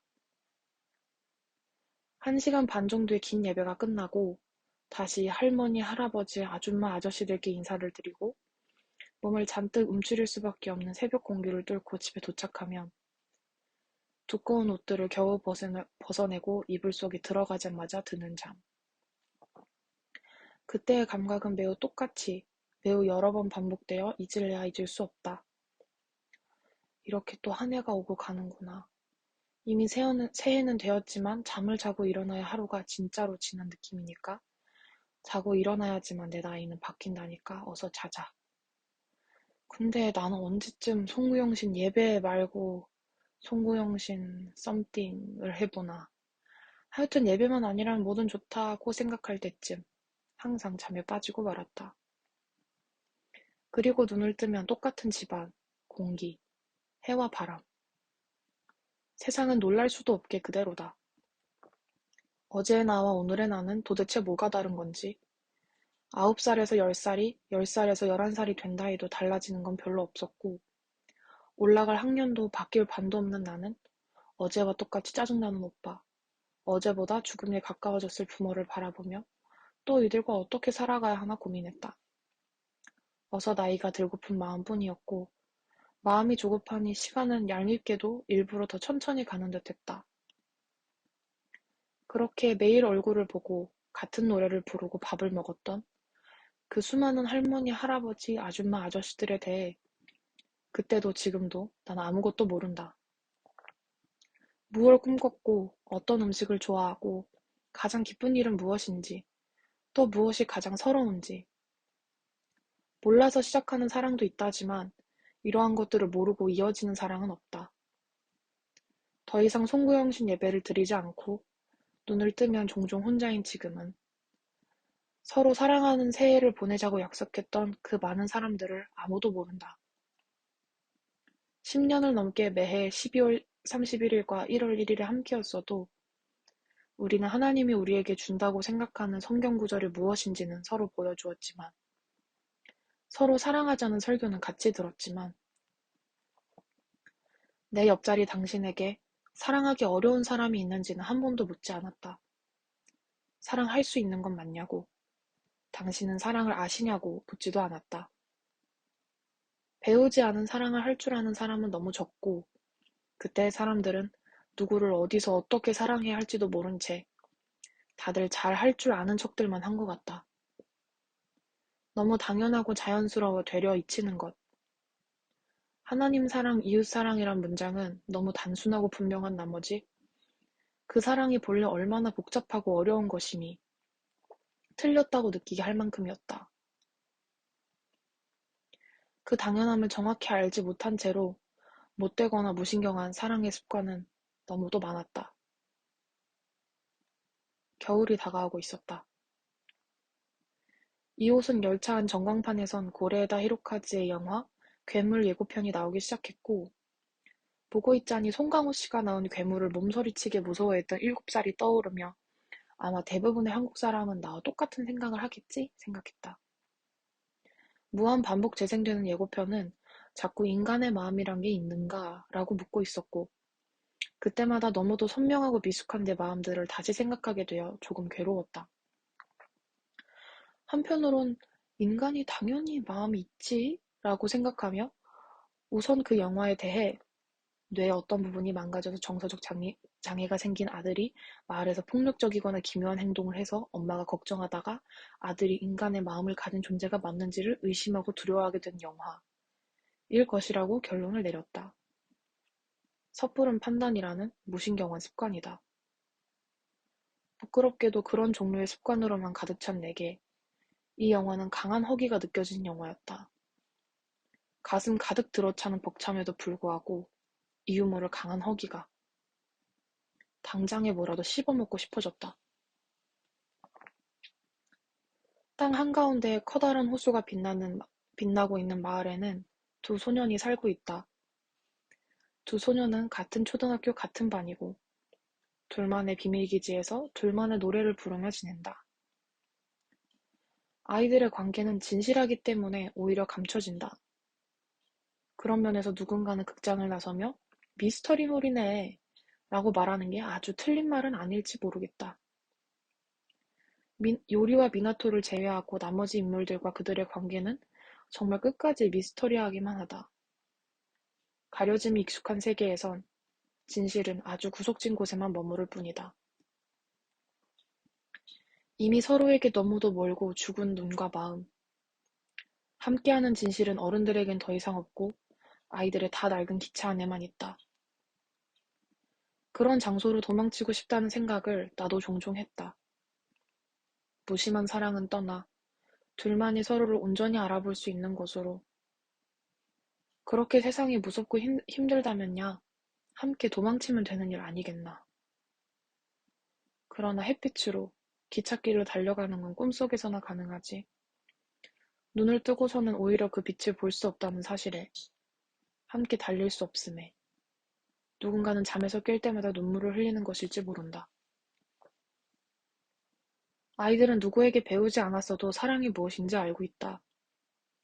아이들이 하는 행동과 뱉는 말은 몹시 정확하고 정직하다. 서로를 동물에 비유해 설명하는 카드놀이에서 이상하지 않아 라고 말하며 누구도 주지 않은 확신을 서로에게 준다. 한편 아이들은 감춘 행동을 통해 오히려 서로에게 정직히 모든 것을 드러낸다. 거꾸로 쓴 글씨와 몇 개의 거짓말. 함께 내달리는 여름숲, 차 문을 열고 뛰쳐나가거나 심지어는 요리를 밀쳐내는 미나토의 거친 움직임마저도. 요리가 이사를 통보하고 나서 이어지는 대화와 몸짓은 보는 이가 소름 끼칠 만큼 지금 아이들의 감정이 무엇인지를 그대로 느끼게 한다. 학교에서의 행동들도 마찬가지다. 요리가 당하는 괴롭힘에 미나토는 행동하거나 행동하지 않지만 그 모든 것에도 불구하고 관객은 그 아이를 이해하게 된다. 상처도 주고 비겁한 행동도 하고 밀쳐내거나 외면하기도 하지만 아이들은 서로에게 진실하게 사과할 줄도 알고 그런 거 다 잊자 하고 함께 뛰어놀 줄도 안다. 그들은 감추지만 사실은 감출 줄 모른다. 사랑과 생명이라는 진실을 온몸으로 드러낸다. 어른들은 묻어만 두는 살고 죽고 다시 사는 문제에 대해 아이들은 계속 궁금해하고 대화하듯 이 넘치는 생명력에 가슴이 벅차오르지 않는다는 건 불가능하다. 하지만 정작 어른들의 세계는 너무도 서투르고 엉성하고 정직하지 않다. 미나토의 엄마가 울분을 토해내는 학교 교장실이 그렇다. 사건을 회피하고 무의미한 사과만 반복하는 교장에게 인간의 마음이란 게 있냐고 묻는 엄마와 다른 모든 질문엔 대답을 피했지만 그것만큼은 자신도 있다고 대답하는 교장 선생님과의 대화는 기묘한 허기를 느끼게 한다. 핵심은 전혀 없고 진실 겉을 빙빙 돌기만 하는 기분. 오히려 상식에서 훨씬 벗어나 있다. 일부에서 그 진실주의를 배회할 수밖에 없는 엄마를 보며 관객들은 그녀와 같은 불안을 느끼고 또한 만약 이게 다라면 이 영화는 도대체 무엇을 말하고 싶은 건가 하는 관객으로서의 허기를 느낀다. 2부에서 호리 선생님에 대한 진실을 알게 되어도 허기는 가시질 않는다. 그는 마음이 선하며 아이들을 아끼는 선생님이고 사실상 굳이 잘못이 있다면 상황 파악이 좀 느리거나 눈치가 좀 부족한 것뿐이다. 그렇지만 아무리 봐도 부당한 처사에 적극적으로 대응하지 않고 모든 일을 그저 흘러가는 대로 받아들이는 모습은 어쩐지 현실감이 없어 보여 일부의 허기를 해결해주지 못한다. 오히려 허기를 더 깊어지게 한다. 2부 끝에 달해 호리 선생이 관객은 아직 뭔지 모르지만 아이들의 신호를 알아차리는 유일한 사람임이 밝혀지고 나서야 허기는 조금씩 가시기 시작한다. 하지만 이 허기는 너무 극심하여 3부에 이르기 전까지는 영화를 포기하고 싶게 만들기도 한다. 아마 3부는 영영 모르는 것이 관객이 아닌 인간으로서 우리가 경험하는 현실일 것이다. 현실에서 이미 너무 많이 경험해본 답답함, 짜증, 황당함을 영화에서조차 만나게 되었다는 당혹스러움 때문에 그 허기는 더욱 괴로운 것일지 모른다. 어른들도 나름대로 진실하려고, 사랑하려고, 문제를 해결해 보려고 노력하고 있다.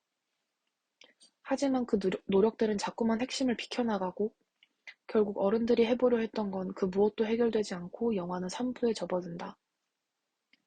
노력에도 불구하고 그 노력이 무심한 사랑일 수밖에 없었음을 관객은 3부에서야 알게 된다. 하지만 이상하게도 관객은 이들 또한 미워할 수 없다. 나이가 들어 노쇠해지고 살아가기 위해 지킬 신념이 생겼고 사회가 요구하는 역할의 모습을 갖추려 노력한다. 어린 시절의 자유로움은 대부분 제한당하고 진실을 외칠 수 있는 마음의 기회는 줄어든다. 이 과정들을 대부분의 관객이 이미 밟고 있기 때문에 사실 대부분은 나와 같은 이들을 그리 쉽게 미워할 순 없다. 영화는 관객들이 어른의 세계마저 이해하게 만든다. 대비를 통해 한쪽을 비판하려 하기보다는 언제나 진실은 있고 그걸 모르는 것을 반드시 정죄할 수만 없다는 영화는 영화적 언어를 통해 드러낸다. 그러나 영화가 현실을 그대로 비추기만 하며 끝나는가? 이것도 저것도 다 그럴 수 있다고 말하면서 무엇이 더 나은지를 제안하지 않고 있나? 다행히도 감독이 단호히 말했듯 아이들은 살아있다. 계속 살아가며 먹고 움직이고 또 사랑할 것이다. 언제나 살아가고 알아가는 것이 더 낫다. 허기에 익숙한 우리가 이 아이들을 생각하고 그 후의 삶을 상상할 때면 언제나 밥은 먹어도 줄인 마음을 부여잡고 사는 것보단 빵 한 조각을 먹을지라도 벅찬 마음을 가지고 살아가는 게 좋지 않을까 생각하게 된다. 영화관을 빠져나오며 사람들은 참았던 기침을 가감없이 콜록거리듯 영화에 대한 감상과 해석을 쏟아냈다. 감독의 세계관부터 시작해 장면에 대한 해석들까지 첫 관람 이후부터 계속 너무 많은 말들이 넘쳐났지만 3번의 관람 끝에 내게 겨우 남은 문장 하나는 그래서 당신들에겐 사랑하는 사람이 있습니까? 그들과 어떻게 살아가고 있습니까? 라는 물음이었다. 결국 이 세상과 삶에서 최종의 진실은 그것뿐이라는 생각. 이 물음에 난 어쩔 수 없이 당신들 생각을 했고 3부의 벅참을 이미 다 안 채로 영화를 3번씩이나 보아도 나의 허기가 가시지 않은 이유를 짐작할 수 있었다. 너무도 서툴게 사랑한 당신들을 떠올리며 배가 몹시 고팠다. 송구영 씨는 옛것은 보내고 새것을 맞이한다는 뜻이다. 그때의 할머니, 할아버지, 아줌마, 아저씨들을 아예 사랑하지 않았던 것은 아니다. 그저 그때나 지금이나 먼저 사랑하기에 게으르고 받는 사랑에 쉽게 익숙해질 뿐이다. 괴물의 어른들과 같은 처지였을 뿐. 아직 어리다고 생각했는데 이런 건 일찍도 배운다. 항상 곁에 있을 거라 착각하여 나에 대해선 많이 말하고 당신들에겐 적게 묻는 못된 사랑의 습관들을 되돌아본다. 매번 목표만 세우고 지키지 못하는 게 지겨워 2023년엔 아무런 목표도 세우지 않았는데 그랬는데도 당신들은 날 너무도 사랑했고 배우려 하지 않았지만 아주 자연스레 무신경한 습관들을 알아차릴 수 있었다. 괴물은 단지 그 자각의 느낌표를 찍었을 뿐이고 나는 사랑의 사명을 가진 이로써 평생 상상해보지 못한 방식으로 배워가고 있다. 사랑하는 사람들이 너무나 많고 그들이 날 돌보며 살아가고 있음을. 이제 남은 허기는 오로지 나의 몫이고 당신들 입에 단 것을 음미하는 걸 지켜보며 채워야 할 허기임을 안다. 그렇게 굶주림도 사랑도 채워나가야 한다는 게 인간의 진실이라고 믿는데 모르는 사람들도 있고 알아도 살지는 못하는 사람들도 있다. 가끔은 외면하는 사람들도 있는 것 같다. 여전히 광장에서의 카운트다운이나 북적거리는 파티는 없고 이젠 송구영신 예배도 드리지 않지만 올해는 노트북 앞에 앉아 일종의 참여하는 마음으로 당신들께 조금이라도 새로운 사랑을 약속하고 싶다.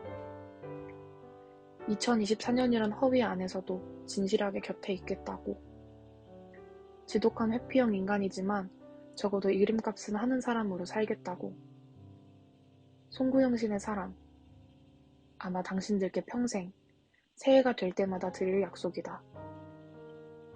2024년 1월 1일 이내 드림.